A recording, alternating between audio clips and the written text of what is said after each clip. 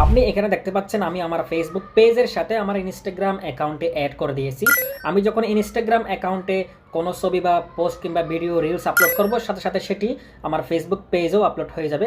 আবার আমি যখন ফেসবুক পেজের মধ্যে রিলস ভিডিও ফটো আপলোড করব, সেটির সাথে সাথে আমার ইনস্টাগ্রাম অ্যাকাউন্টে পোস্ট হয়ে যাবে। তো এরকম যদি আপনি অটো পোস্ট করতে চান, আপনাকে ছোট্ট একটি সেটিংস চালু করতে হবে। তো বিয়ার সরাসরি আপনার ফেসবুক পেজে চলে যাবেন, ফেসবুক পেজ অথবা প্রোফাইলে যাবেন।